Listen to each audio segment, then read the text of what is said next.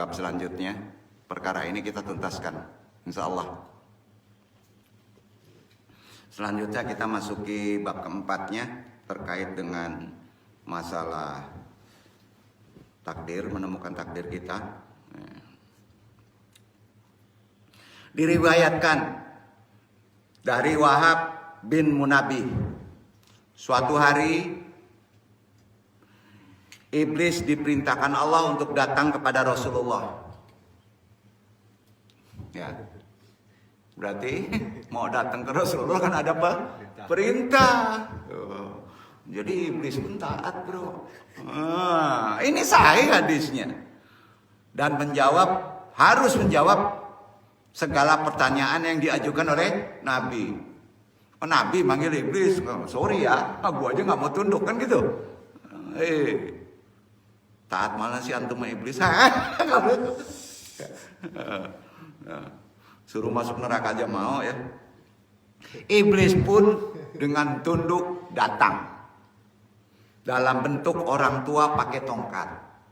Karena pandai sifat-sifat makhluk ini adalah menyerupai. Intinya Rasulullah bertanya, matan hadis yang asli ini. Ya.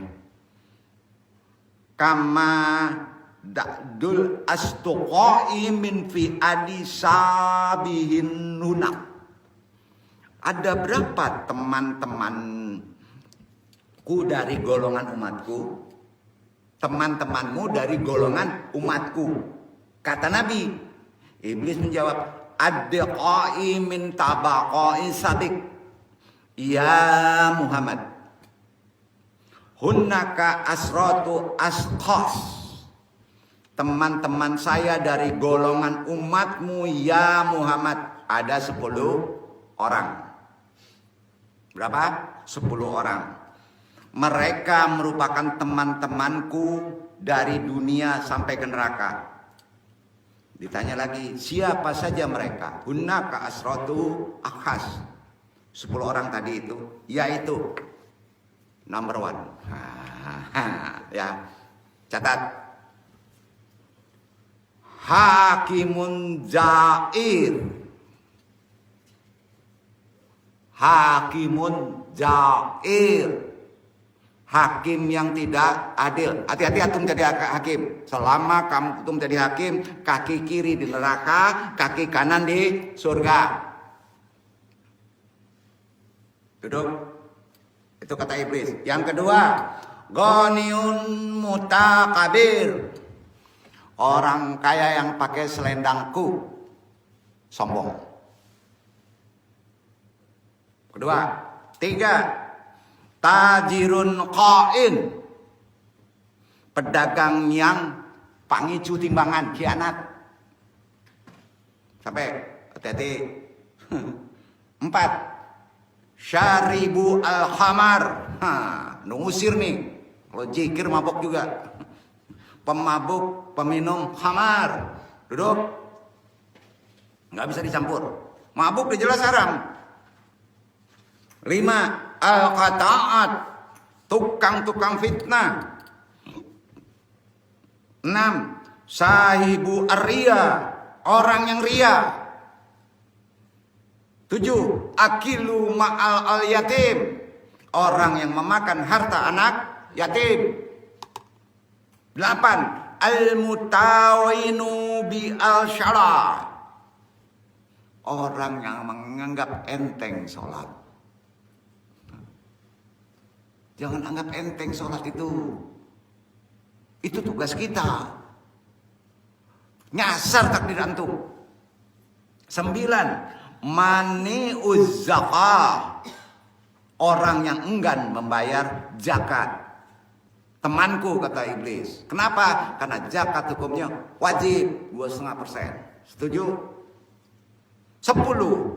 Man yudilu al-amal, orang yang terlalu panjang angan-angan. Itu ceritanya tadi di atas. Berarti berat banget yang Aco Manarawang. Dusunnya bro. Bisa dulu. Letak iblis masuk itu bukan jin lagi, bukan setan lagi, iblis. Kalau angan-angannya panjang, tagang antum banyak manung angan-angan bro. Namanya apa? Kata Quran, man yutilu al amal. Makanya orang lama dulu, jangan banyak manung. Betul kan? Nah, 10 itu konco teman udah iblis. Kenapa disebut udah? Karena dia duluan. Iya kan? Coba kita berusaha jangan termasuk salah satu di antara 10 orang tersebut deh. Mana kehidupan sekarang? 10 tadi. Ya, rambu-rambunya. Itu penghalang kita menemukan takdir baik. Bahasanya sial kita. Caranya kata Imam Ghazali nih Hujatul Islam. Satu aja. Perbanyak zikrullah. Jangan dipendekin zikrullah itu. Sholat zikrullah. Bayar zakat zikrullah. Berbuat baik zikrullah. Itu solusinya. Jangan mendapati tempat maksiat. Ya, cari temennya itu. Jangan mabok. Nah, ditemenin yang mabok usir aja. Merusak. Ya. Ingat tujuan iblis, setan menjerumuskan kita. Sehingga kita berusaha untuk ngerem, jaga diri, hanya itu. Jangan tersinggung lah. Sampai kapan kita hidup nih? Besok nggak ada yang tahu. Semoga Allah mohon doain ikhwan khusus PMA ini selalu memberikan perlindungannya kepada Allah. Allah melindungi kita, bukan kepada Allah. Semua ini Allah melindungi kita, insya Allah. Semua muslim pasti tahu. Pasti tahu nih ya. Ini yang paling bahaya. Poin terakhir kaji. Orang kafir merupakan musuh terbesar bagi umat Islam. Terbesar nggak? Ada yang lebih besar. Namun ternyata ada yang lebih berbahaya. Bukan besar lagi tapi bahaya. Dibandingkan orang kafir. Munafik. Jadi munafik sandarannya bahaya. Yang ada di sekitar kita dan begitu sangat mematikan. Ini bukan ini kan ya, bukan mendramatisir ya. Bukan. Dalam Islam terdapat 3 ciri orang munafik seperti yang disampaikan oleh Rasulullah SAW dalam sabdanya yang sahih berbunyi, An Abi Hurairah, ta'amin Nabi Sallallahu Alaihi Wasallam. Qala ayatul manafiki salasan ida hada kadahat wa ida ada aklas wa ida tuminakan. Dari Abu Hurairah, Nabi SAW bersabda, tanda-tanda orang munafik ada 3. Jika berbicara, ini keren nih, banyak yang tahu nih, berdusta. Jika berjanji, mengingkari. Ada nyanyinya tuh. Jika diberi amanah, khianat. Hadis riwayat Bukhari, hadis tadi diriwayatkan oleh Imam Al-Bukhari dalam kitab Al-Iman khusus. Apa khususnya? Ba'du alamati munafik. Itu yang dibahas. Itu yang dibahas. Yang artinya bab tanda-tanda orang munafik. Judul yang kita bahas sekarang dalam taklim hari ini. Jelasnya kenapa kaitannya dengan takdir. Antum tidak akan bisa menemukan takdir baik, sial terus kalau antum dalam menjalani kehidupan ini masih ada sedikit saja sifatmu munafik. Itu maksudnya. Yang dalam penjelasan hadis, ciri-ciri orang munafik, mengenai ciri orang munafik tadi sudah sangat terkenal di masyarakat kita. Banyak yang tahu kok melalui hadis tadi. Selalu diperingatkan. Patutlah untuk berhati-hati agar tidak termasuk golongan munafik. Munafik tadi bisa sial hidup antum. Benar ini. Nah, kata munafik kita bahas dulu. Berarti orang yang nifak.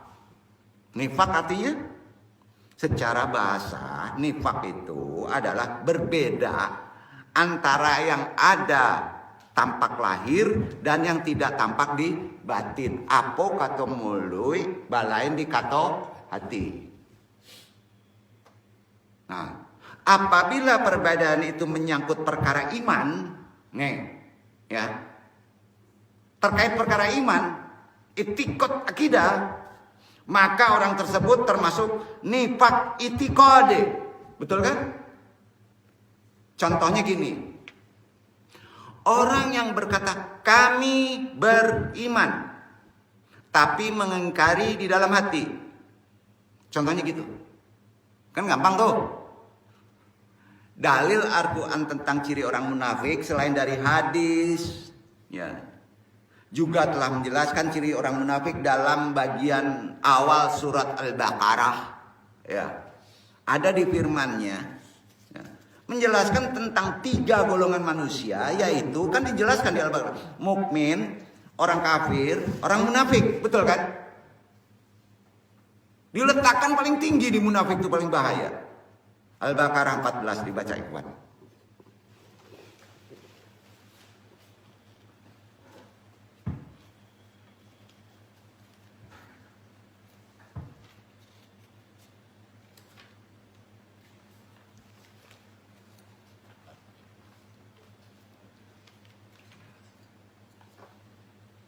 Surat 2 ayat 14.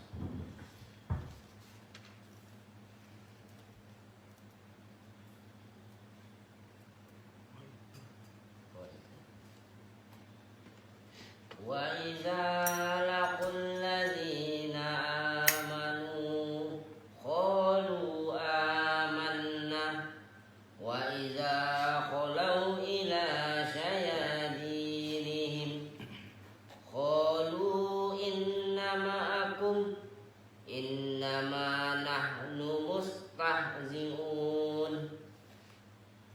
Dan bila mereka berjumpa dengan orang-orang beriman, mereka mengatakan kami telah beriman.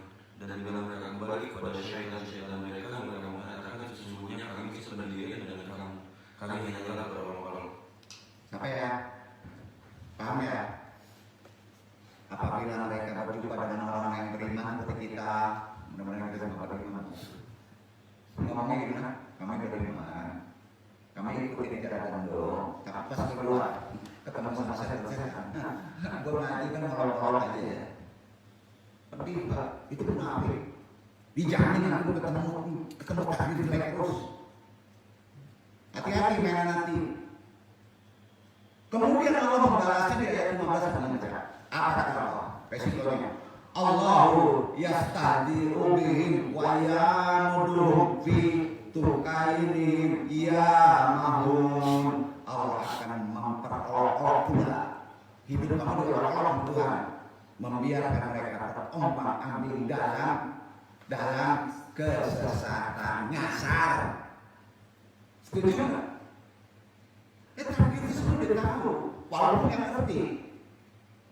Karena munafik pun tadi, maka disesatkan oleh Allah. Dalam Quran surat Al-Hadid, kalau ini dalamnya silakan dibaca sendiri. Ada di 12-14. Solusinya tuh. Catat aja nggak ada yang perlu dibaca. Al-Hadid 12-14, 12-13-14. Solusinya untuk menemukan kembali ke jalur yang baik. Juga di At-Taubah ayat 63 dan 68. Baca aja nanti ya. Menemukan takdir jodoh bisa begini, bisa bro, bisa. Ya, yang berisi ancaman hati-hati pak. Kalau salah kita menjalani kehidupan ini tidak mengikuti jalurnya, itu sebabnya. Ini sebabnya dari Allah ya. Kenapa keluar ayat itu? Karena Allah berfirman, kaifa yumkin yu'ayakunal munafikun aksyara kutura mina kufar alwatani andamaya si ilha hu aya astari hu bisyakirul syarif walakin lumatayau fakul muslimu ida al munafiqu aktaru minal kafir li anal munafiqu hunda syaiton ahadu mahu yaksyada damit lah difit cahaya antimihi bainana iyastaqdimu syaifal akhrarik qatli akhtihil muslimin. Kira-kira gitu. Gini, bagaimana orang munafik bisa lebih berbahaya daripada orang kafir? Apa sebabnya? Ini keterangan dari Anung ya. Orang kafir ketika ingkar kepada Tuhannya akan mengakui terang-terangan, benar nggak? Rata-rata mengakui terang-terangan. Namun mengapa seorang muslim sepakat jika orang munafik lebih berbahaya daripada orang kafir? Kan sepakat ulama tuh. Karena orang munafik ada dua pedang. Ada dua pedang. Kira-kira apa, Pak? Itu bahayanya. Kalau kafir satu pedangnya. Yang salah satu dipergunakan untuk membela agamanya. Membela Islam. Berpolitik seperti Islam. Pas duduk udah munafik dia. Bahaya. Sedangkan pedang yang satunya digunakan untuk membunuh saudaranya sendiri sesama muslim. Jatuhin yang lain di luar dari kelompoknya. Setuju nggak? Bahaya itu. Dijamin nah, sial terus untung. Jika kita mau mengamati fenomena zaman old ini, rasanya banyak sekali sesama muslim saling melukai. Iya kan? Saling tonjok. Ini munafik tadi. Bukannya bersatu untuk menegakkan syariat, saling memahami saudara seiman. Mudah-mudahan kita setidaknya sudah tahu kultur zamannya, ya. Semoga kita dijauhkan dari orang-orang munafik yang sangat merusak. Jadi ikhwan ya, ma'arahimakumullah, tolong pelajarilah sejarah hidup kamu. Pelajarilah takdir-takdir kamu. Yang sebelum ini kita mengacuhkannya. Pahami kenapa kita dijatuhkan di atas dunia ini. Sudah itu insya Allah antum akan menerima rahasia dari Allah. Dan temukan prediksi takdir terbaikmu di masa yang akan datang. Prediksi boleh. Jami'al asya iwal khainati majudati bi. Hadal qaumi qautama takhiri kami bal fil min qabala fi tariqa al khas. Talima anna harka kaluma kamaltum tartin. Fa inna hada qauna sukun syaban. Walan yakuna hunnaka kadiru minad damafi. Semua benda makhluk yang ada di alam semesta ini sejatinya telah digerakkan oleh Allah di atas jalurnya masing-masing. Sudah ditetapkan jalur kita. Selama pergerakan itu tertib, tartil, maka alam semesta ini awet muda. Dan tidak lekas terjadi banyak kehancuran di dalamnya. Setuju? Sedangkan jika sebagian makhluk mulai ingkar, munafik, keluar dari jalur ciptaannya, maka alam semesta ini sedang mempercepat prosesnya menuju kehancuran. Karena itu Allah berfirman, solusi tadi kalau terjadi sudah banyak. Baca doa itu, gempa apapun juga. Arad 13 ayat 2. Itu pamungkasnya, ada dua ayat ya. Pertama dulu bacanya. Allahul ladzi rafa'as samawat, itu ke alam larinya.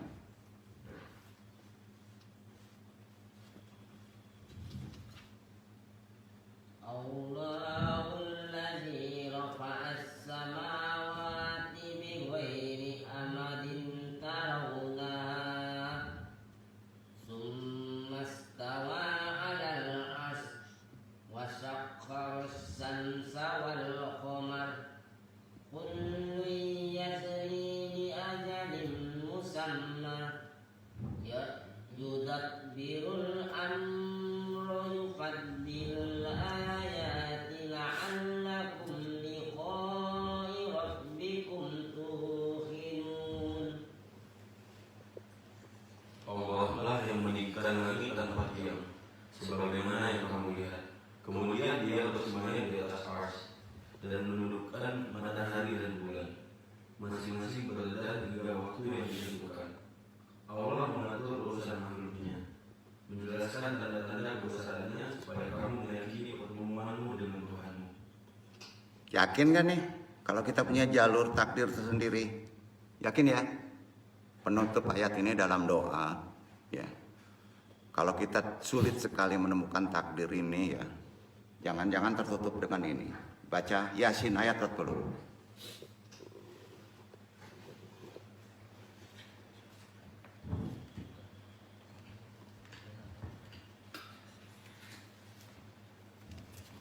Lahir Syamsu yang bagi.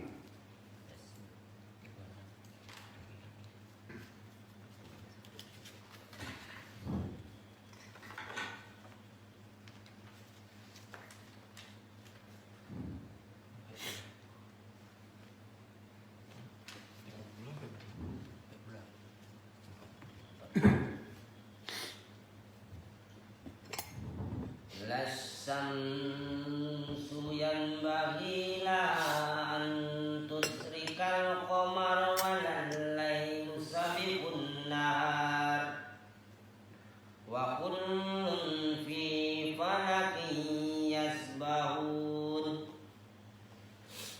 Tidaklah mungkin bagi matahari mendapatkan bulan, dan malam pun tidak dapat mendahului siang, dan masing-masing berbeda pada garis edarnya. Jalurnya masing-masing? Setuju? Yakin? Karena apa matahari dan bulan itu tidak diberi? Karena matahari dan bulan tidak beri ego nafsu. Betul? Kenapa kita sering membuat jalur sendiri? Karena kita ada ego dan nafsu. Maka kan Allah berfirman, tidaklah mungkin matahari bertukar jalur dengan bulan, nggak mungkin. Kalau tukar jalur, gimana? Dan tidaklah mungkin malam bertukar jalur dengan siang, karena nggak punya nafsu. Jika bulan diberikan hawa nafsu, gimana bro? Hidup antum. Maka bisa saja bulan cemburu ya, sama jalurnya matahari kan? Ya. Tapi bulan tetap berada pada jalurnya kan? Makanya kalau ingin menemukan takdirmu, jangan gunakan ego nafsu bro. Ya. Kalau ingin menikmati jalurnya, bukan nggak boleh menggunakan itu. Ada tempatnya. Ya, menikmati jalur kita ya, jangan iri. Berbahagia di atas jalur kita, karena itu paling cocok. Insya Allah antum aman. Wabillahi taufiq hidayah. Mudah-mudahan bermanfaat kaji ini dan menjadi wawasan dan menjadi amalan waktu kita menghadapi susahnya hidup, gimana kita mencari solusi dalam konteks ajaran Islam. Ya, termasuk diri kita ini, gimana kita berpikir, mana yang digunakan, depotin atau serotonin. Ya, dalam konsep-konsep gembira, bahagia, semuanya sudah kami jelaskan secara gamblang. Wabillahi taufiq hidayah. Wassalamualaikum warahmatullahi wabarakatuh.